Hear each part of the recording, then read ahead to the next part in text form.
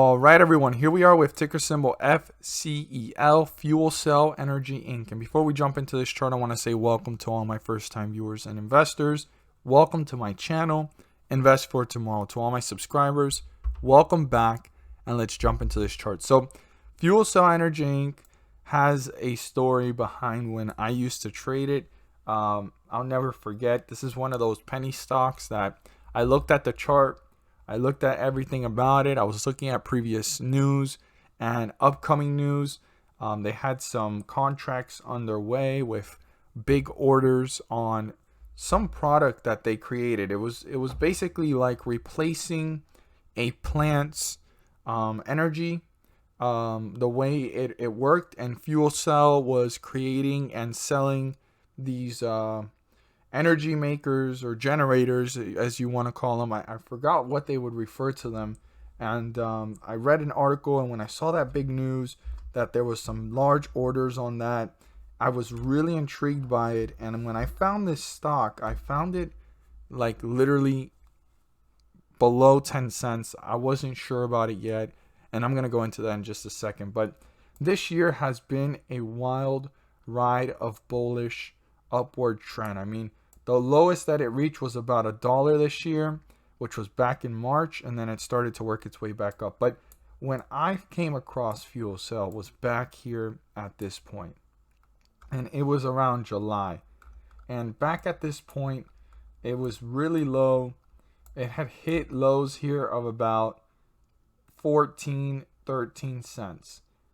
I still wasn't sure about it, so I waited a little bit, and I got in July, and I rode this wave, and it was at this point where I got in around that 17, 19 cent range.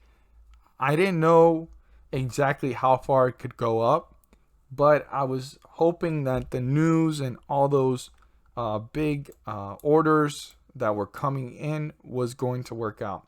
So I rode this wave, and once I saw this around the 40 cent, 30 cent range, I actually got out. I didn't ride all the way up, but I remember seeing it reach almost $1. I'll never forget how I actually was like, man, I could have held, that little itch of greed always held me back. And I know that we're here for fuel cell analysis, but I want to share this insight with anybody about a learning experience of mine back in obviously 2019. This is probably one of the cheapest stocks I ever played with. I like to stay above a certain amount, especially over $1, and then look at the market cap and so forth of the company before making a decision. The reason why is because, when you're below $1, there's a lot of reverse splits going on, and then there's also the risk of delisting or over the counter or just a lot of different variables. So I try to stay away from it. But, I had an intended purpose. I actually was thinking of getting out sooner, right? I was thinking of getting out at this point around the 30 cent range. I saw this slightly dip. I didn't. I held. And then I said either this falls back and I break even, or is this going to rise? And it rose. It rose up to this range. And I sold in that high 30s, almost 41 cent range. Then I watched it go all the way up. So Fuelcell was a fun experience there in July, and I came back towards it around this point in time. And I got in around that 20 cent range. I really took advantage of that opportunity, and it was back around the middle of August. And it was right here at that 29 cent range. And I went ahead, took advantage of that, and I held. I watched it go up to the 40 cent range, and I told myself, no. I've already done this before. I'm not going to mess up. Well, then I got stuck with it again. And I was holding through September. I watched this thing rise up, right, to like the 60 cent range in September, and I still didn't sell. And I noticed and I learned a lot about the market and greed in this time. And if anybody wants to agree with me on that, that you shouldn't let greed stop you from taking profits, because just like I saw it rise up, I could have gone out And then if it fell, it fell. And if it continued to rise, I should find another entry point and then continue to ride the wave after that. But unrealized profit is no good versus realized profit once you execute your orders and you take those profits and you get out of the market and then you watch it again. So I watched this fall. And then once it hit that 20-cent range, again, I was like, man, I'm right back where I started, this and that. As soon as I saw it go up to the 50-cent range and the 60-cent range here, I got out as soon as I could. And I got out like around the 40-cent and some change. And it continued to run up. It hit the dollar mark. And sometimes, you think you got out on time, and then this just ran up for the rest of the end of the year and the beginning of the year. And here's some old news that came out, which is kind of that catalyst that happened here in November. And I found it. These were the things that were going on. But in November, ExxonMobil had expanded an agreement with them, which was great news. And then before that, they had large orders going on, and then things kind of quiet down, and they were replacing, obviously, this energy's facility with, obviously, their clean energy versus the previous energy. And this is what always intrigued me about them, their clean energy. I never thought that this would reach the numbers that it reached now, and I'll explain that in just a moment. And then they also had this here. This was a big deal. They went ahead and had a commercial operation of the 2.8 megawatt fuel cell project located in California. And this right here made a big difference for them in that time.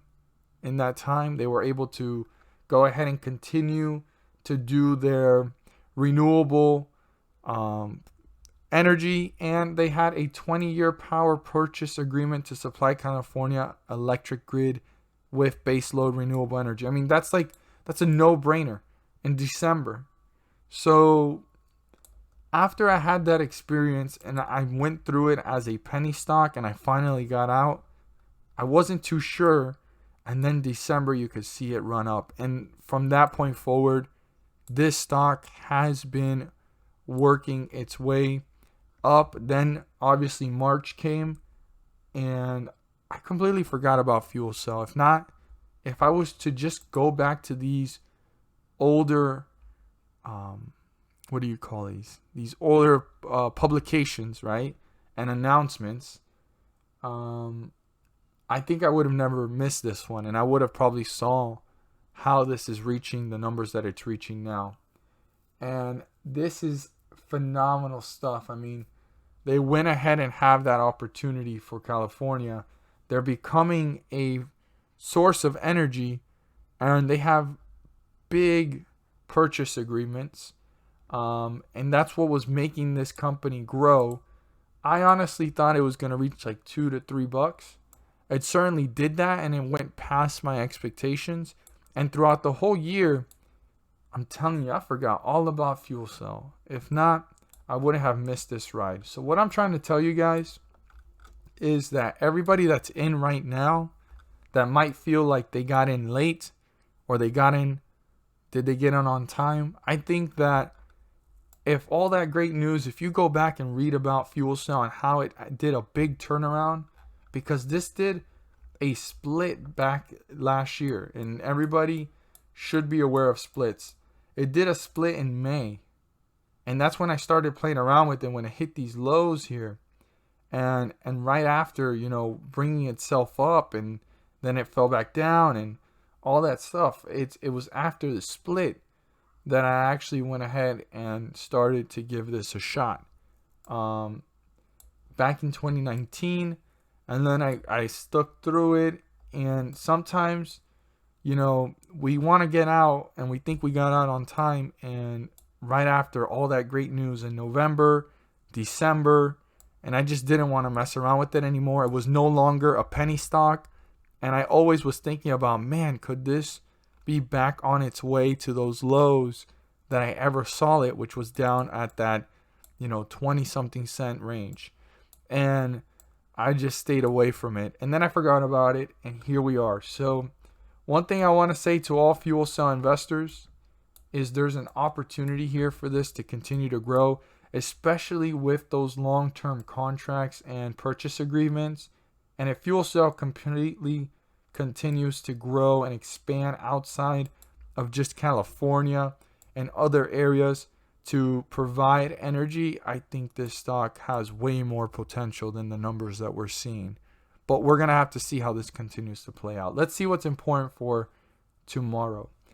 This had a run, right? And it was pretty, due. It was in pretty much due time to see this slightly fall and hit these lows, but it bounced back. But this was due to probably happen because this has been running up significantly, and this week is a short week, and the uncertainty and profit taking was going to kick in at some point. So this reached highs up here of about 10.06, and then the highest point in one candlestick was 11.29, but I'd focus more on the 10.06. Super important number. But before we continue to see any of those numbers or look at anything else, let's look at what's significantly important for tomorrow. The 50-day moving average is 781. I'd write that down. Super important number to keep in mind. As long as we are above it, we're in bullish territory. The moment we're below it, we're in bearish territory.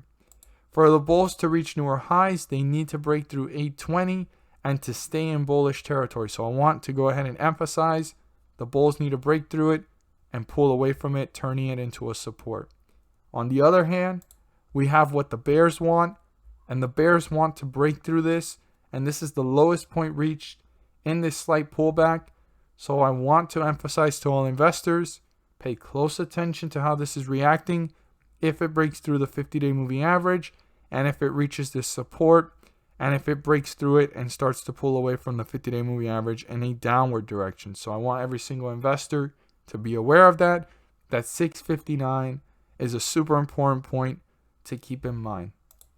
I know that I took some time to explain all that past history, but I think it'd be great news for you guys to understand how this has reached and led to this point. I know that there's a lot of more updated news that's really informing you on this catalyst, but I wanted you guys to know some of the history and my experience personally with Fuelcell and how I forgot all about it, and now I'm going to watch it closely.